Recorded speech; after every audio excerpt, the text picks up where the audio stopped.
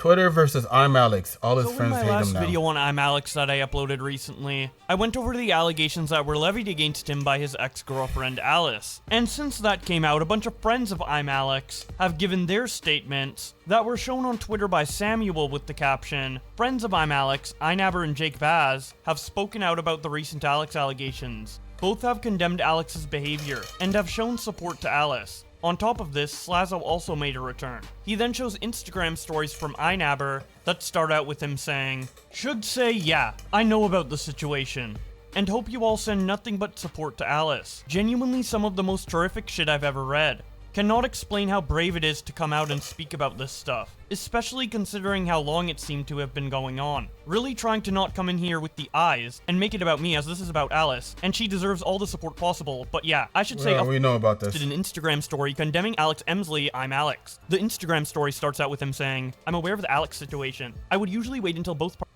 about this. But it wasn't all universal support and love for Alice, as Cope and Seed on Twitter brought up Oh shit. Somebody's defending ImAllexx? some concerns when they tweeted out, so I was pulling apart the doc that was dropped on ImAllexx, and I noticed that a few of the screenshots have been cropped. Interestingly, they were cropped within the doc itself, so Google preserved the rest of the image data, which I was able to extract. Here they are uncropped, showing that she labeled ImAllexx as racist N-word in her contact on her phone. Cope and Seeds continues by saying, "I wonder why she may have cropped these screenshots where you can clearly see she has ImAllexx saved as racist N-word in her phone, laughing my ass off. For anyone who wants to verify this, here are instructions for replication. 1. Download the original document as a .docx. 2. Change the extension to .zip. Word docs are actually just zip files, fun fact. 3. Extract the files and navigate to Word/media. Chaos Goblin responds."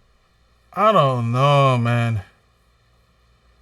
I mean, I have to agree with Buddy over here, because, like, yeah, that seems kind of weird that Alice would, like, label him as a nigga when she calls him a racist in the same, alright, whatever. By saying, "First of all, although this is disrespectful, I don't think this takes away from the fact that ImAllexx seemed to be manipulative, gaslighting, and disgusting abuser who needs to be called out for all this. You seem to be framing this like she's just as bad. Victim blaming isn't lit." Danzy says, "What kind of relationship is this? Laughing my ass off. Why on earth are two white people calling each other the N-word?" Meg says, "Clearly neither of them are model citizens. But please let's not use this as a reason to invalidate her story. I'm seeing so many people use this as a defense for Alex's actions, and that's so insanely sick and twisted considering he physically and mentally abused her." Love Harder quote tweets Cope and Seeds by saying, "Alice Hess is a racist, and Alice Hess is a victim of abuse. Can coexist as sentences, by the way. Don't understand why some people saying this takes away from the allegations against ImAllexx. It is disingenuous on her part to be like, wow, look at my racist boyfriend, while also being racist? Yeah, it is. Did he also threaten to physically harm and kill her multiple times over? Yeah, he did. See how easy that is?" Dog Brown responds by saying, "But what if Alex was only abusing her because she called him the N-word? Have we really heard both sides of the story?" Love Harder responds, "Good bait. Worked very well. Does your mother love you anymore for it?" Cope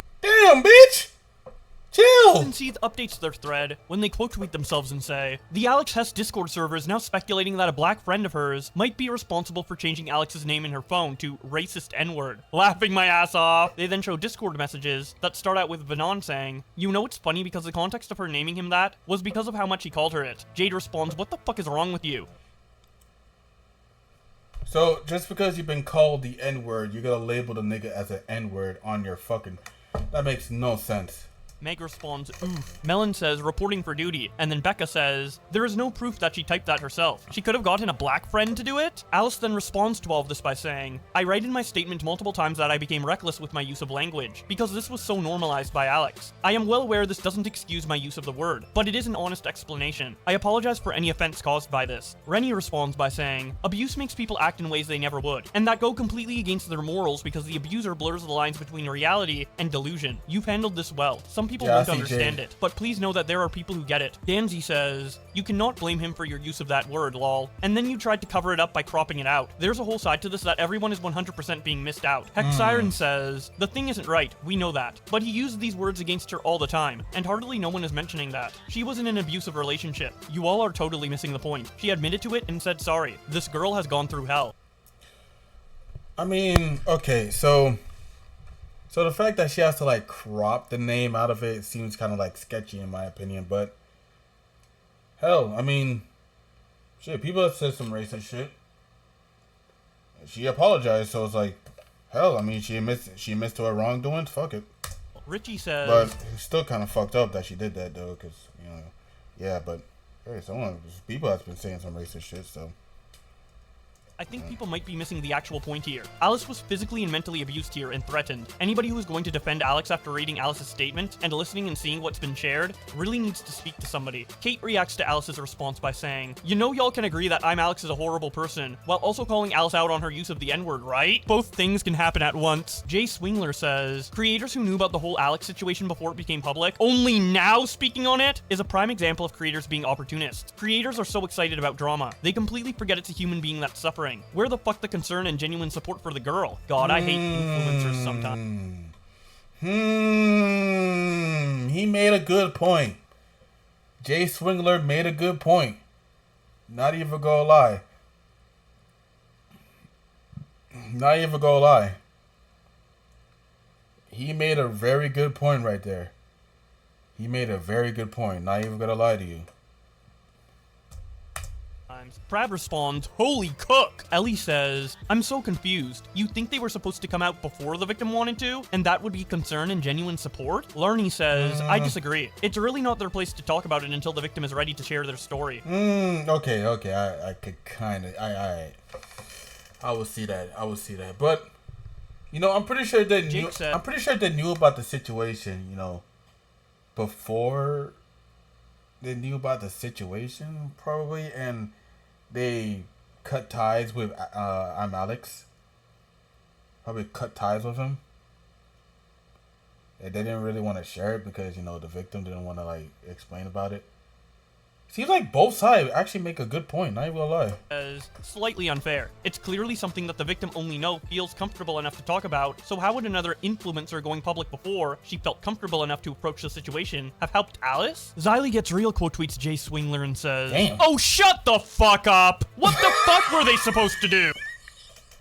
Okay, you didn't have to do all that. Tell the story for her? Not give her a chance to go through the correct channels first? Jesus fucking Christ, you people are fucking brain dead and don't know how any of this works." Nicholas Diorio quote tweets Jay Swingler and says, "Creators who knew for the last month gave Alex space, as she said she was exhausting her options with law enforcement. This was the correct decision. I also don't know a single person who had access to the full document of evidence." Okay. Seems like I agree with them now. I don't know what the fuck I was saying, but I think in the context of everything else, I don't know, but I mean, if they know about the whole ImAllexx situation, you know, before all of that shit goes around, pretty sure they would have not been friends with him. So it seems like I'm agreeing to the other side. Not even gonna lie.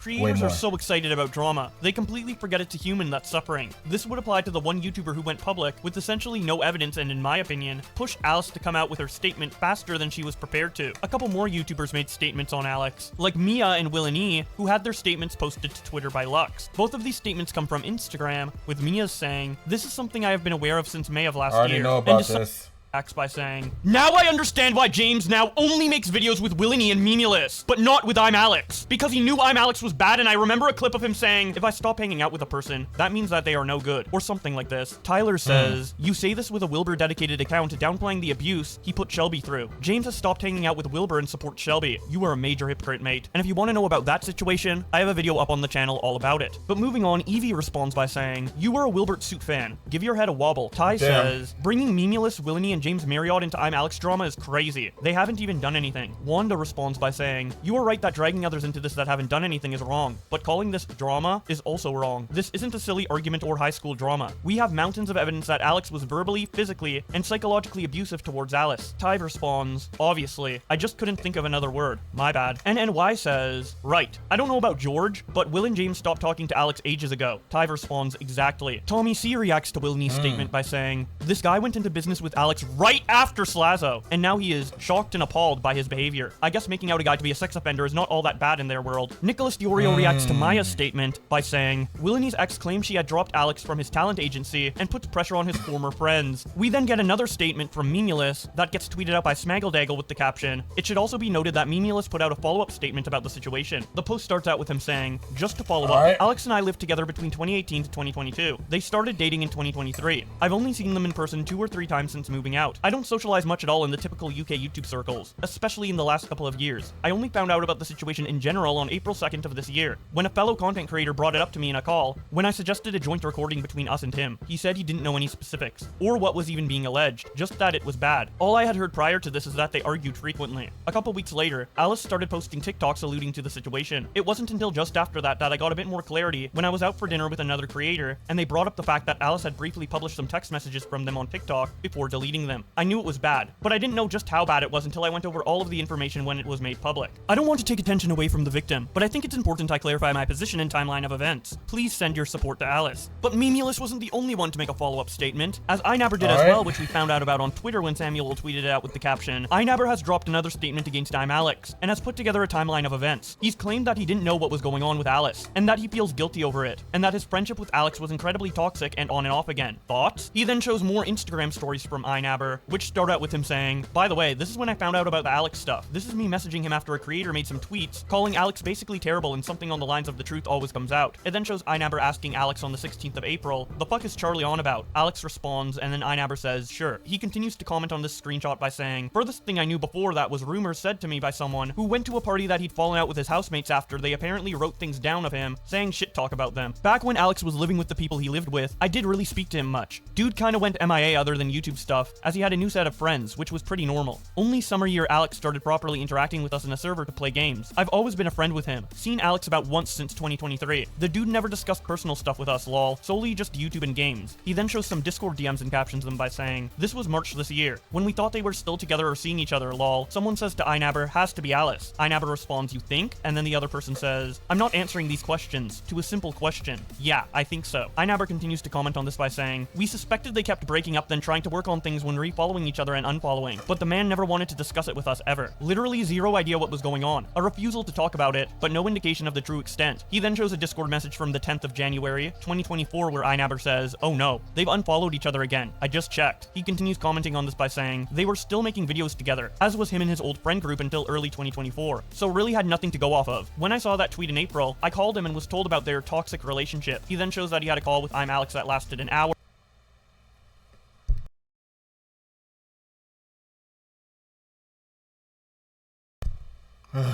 On the 16th of April 2024. INABR continues by saying, "And from there to now, I and others were trying to work out what the hell was going on. With this Alice situation, I personally was kept in the dark on it for such a long time. I think what makes me feel truly guilty is I genuinely thought those two were really happy together, until me and my friends saw signs they kept falling out via unfollows and TikTok reposts. I know even before this situation, Alex has been involved in a lot of stuff, but I've always been loyal to him as a friend, and tried to stick by him, even if he was perceived as a dickhead by a great many of people. Me and that man used to argue and fall out a lot, but last year when we started playing games together, I genuinely thought he was becoming a much better person, and happier person, and I thought that was because he had finally settled down with someone, and that thought now makes me feel ill, and an overwhelming amount of guilt. Me, my friendship group, Alex, and even Alice used to play games together quite a lot, and now looking back on what the fuck was going on genuinely fucking shocks me, and makes me feel so ill. Sorry to make these stories about myself, but I thought I'd explain a brief timeline of events for further understanding. Me and Alex had a very toxic friendship. I would prefer to keep that private for the most part, but all these clips, recordings, messages in the document, I read them for the first time this week too, and that makes me feel more sick. The fact I got zero honesty even in the end. Whole thing is just awful. And again, nothing but my support goes out to Alice. I think what makes me feel really disturbed is being genuinely worried about them as a friend between December and March of this year. I noticed he was upset a lot more when we played games, or discussed YouTube in calls. And I, plus others in the group, tried being there as a mate, even asking him what was up quite a lot. Never got an answer. So instead we just played games and hoped things would get better him. Just a mate supporting another mate, who was going through it mentally. Just so fucked up knowing why he was actually upset. But yeah, honestly, that's as much as I can really say, as that's basically the whole timeline. Damn, so even Alex become like a terrible friend too. That nigga became a terrible fucking friend too, man. That shit is insane, bro. Fucking ImAllexx, man.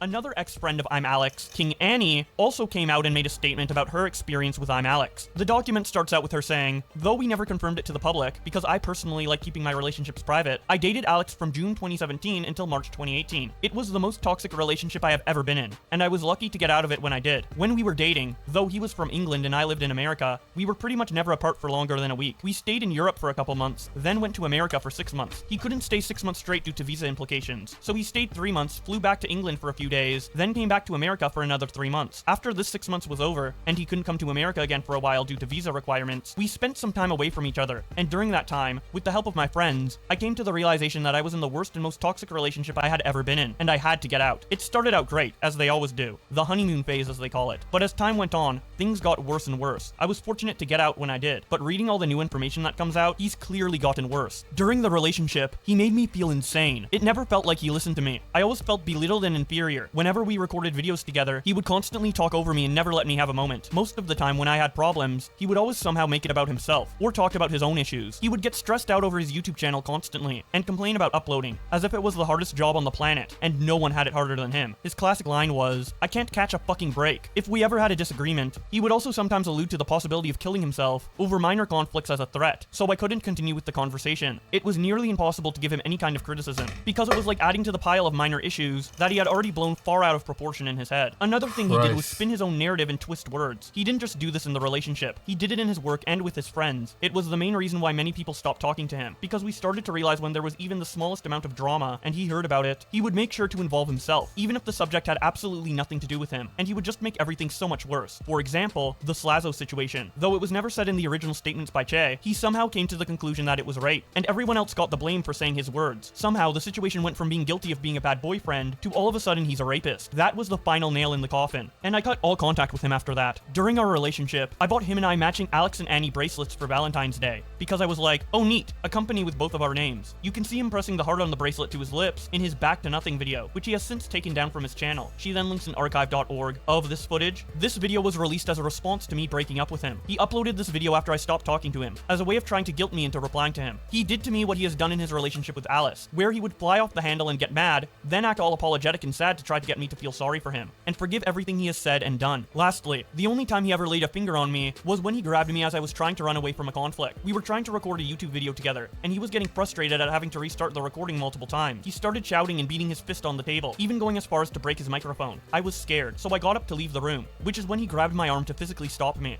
I remember saying, "You grabbed my arm," several times in shock, as if to say, who the fuck would ever grab someone like that? Once again, I was fortunate that that was the only time something like that ever happened. I got out before it got even worse, as it clearly has with the new information that's come out.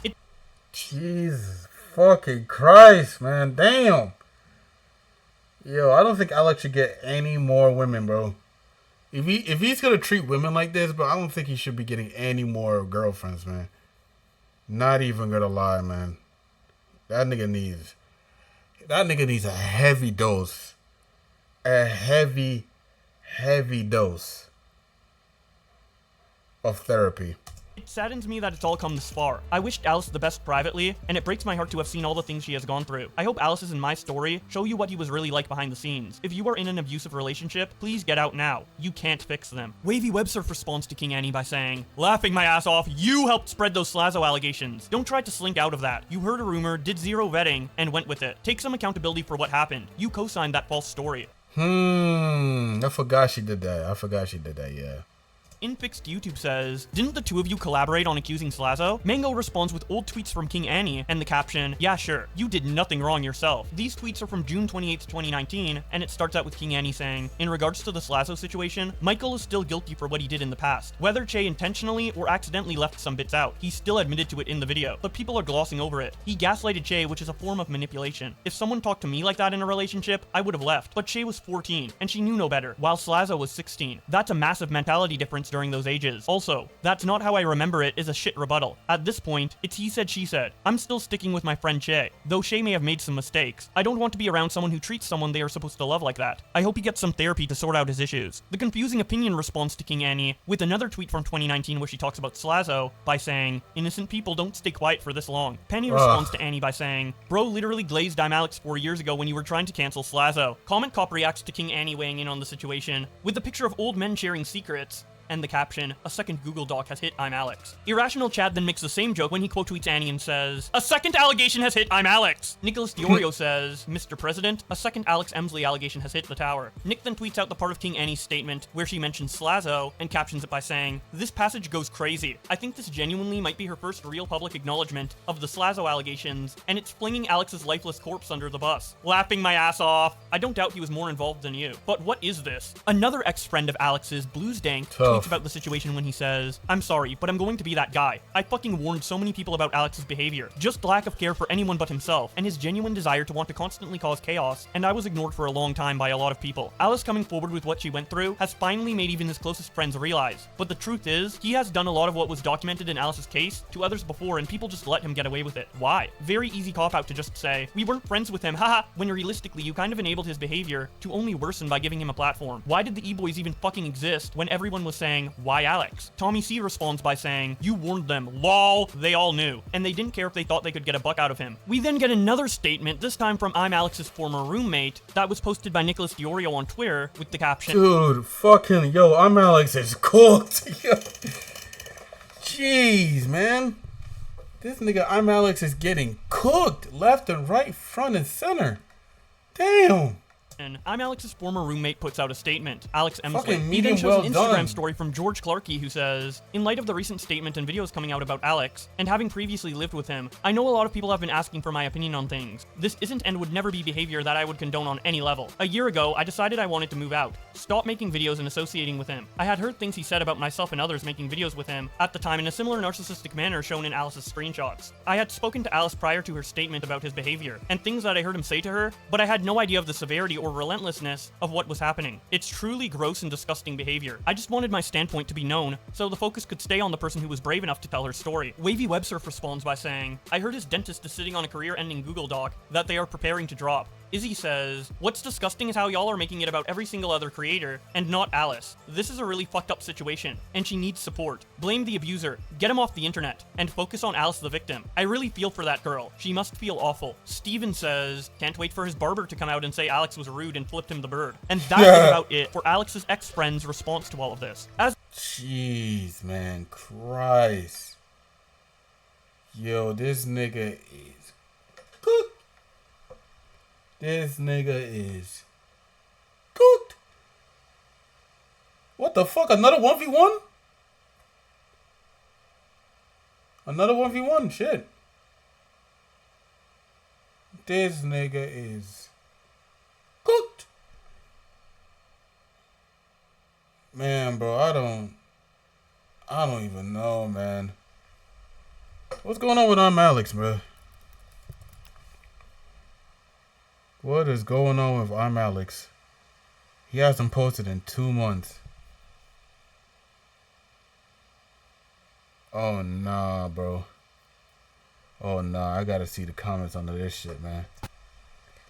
I gotta see the comments on the... Damn! Loki, I thought it was that, but, UK isn't a big place, mate. You may need that.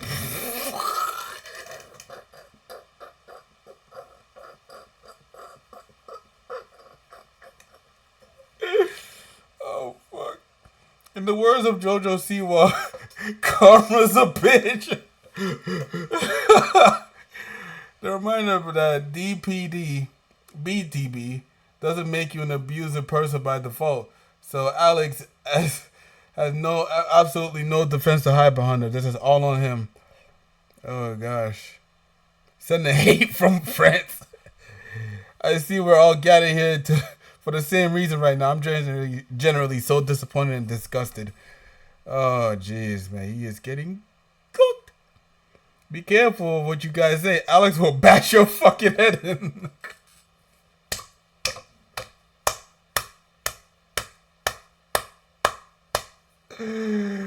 Oh shit! I don't think he should be posting videos anymore. I believe that he should just not post any more videos. Not even gonna lie to you. I don't even think he should be posting any more videos because, yeah, man.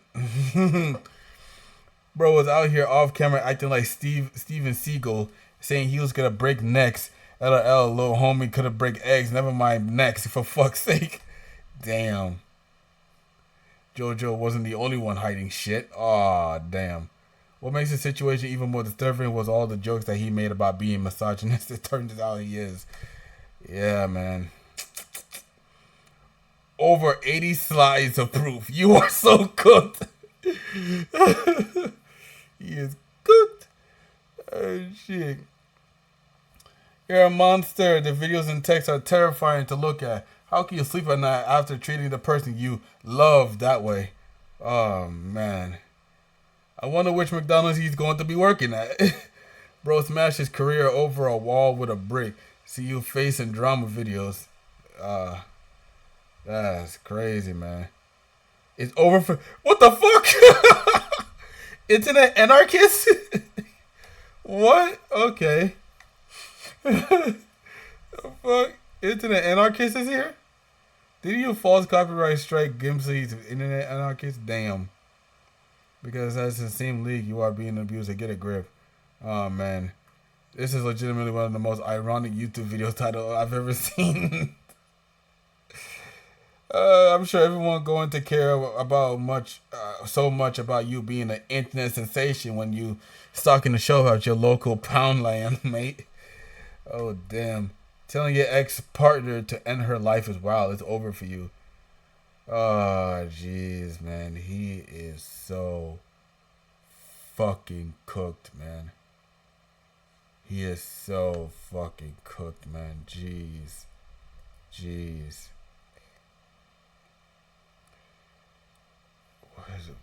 People are still going with Dragon Ball's The Breakers, man. People still play that shit? Yeah.